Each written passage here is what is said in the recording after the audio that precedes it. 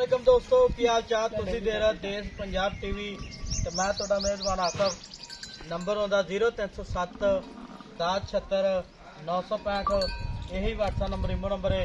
अज एक माशाल्लाह दूजन मझ वीडियो लैके आया शाह कालीए निक्की निक्की सिंगी लाई खलीए माशाल्लाह वीडियो वेखण तो पहला माशाल्लाह पढ़नी है पुछ लें जिवें डोर होंदे ने तुम तो लैके सार तक नाले खलीए सूदा डोडा दोरा की खलीए माशाल्लाह थन बड़ा प्यारा लगा जिवें रसगुल्ले होंदे ने एक कड्डी दिए टाकां प्यारियां ने निक्की निक्की सिंगी है माशाल्लाह किंगरी वाला सिंग लाया पैरे ने जिवें घोड़ियां दे सुंभ होंदे ने टाकां प्यारियां ने खुड्डा खुला माशाल्लाह एक कड्डी दिए बरीक माझे पैरे ने जिवें घोड़ियां दे सुंभ होंदे ने कन्नी लम्मी है 21 ਦੇ 21000 पूरे ने माशाल्लाह इनू आंदे ने निक्की बच्ची है बरीक मझ जिवें टिशू पेपर होंदी है की गलबात है सारी गलबात भाईयरां को लैके देवांगे सूई है सोनाली माशाल्लाह।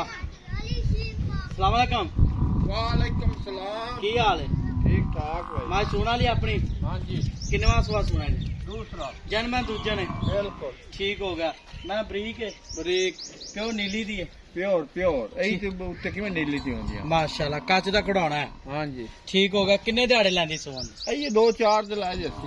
2-4 दिन लै जासी हाँ जी ठीक हो गया 3 और बनेगी। हाँ जी कोई भरा वीर अपने बयाना टोकन करा दे सूई लै जावे तो ये ला जा पास करके चोक बिल्कुल। ते पहले सुबह कितना दुध कर दी थी? पहले सुबह मां करती थी ये 14 लीटर 14 लीटर हाँ जी। ऐ की दुध कितना करेगी? मैं जिवें कहना कर ज्यादा कर सी बिल्कुल ठीक होगा तेरा मुल करना प्यार पता जेड़े पैसे लेना पक्के जिन्ने मैं दे देनी हाँ 5.5 लाख 5.5 लाख बहुत ज्यादा और मां ही बहुत वड्डी है निगाह नहीं, मार 5.5 ज्यादा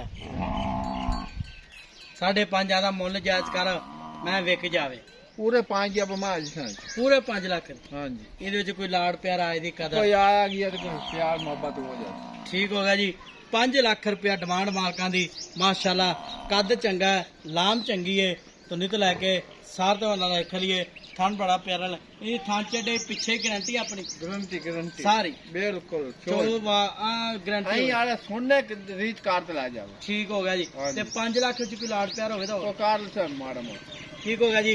नंबर होंदा 0307 1076 965 यही व्हाट्सएप नंबर इमो नंबर है। मिला दे वीडियो नाल पाकिस्तान जिंदाबाद।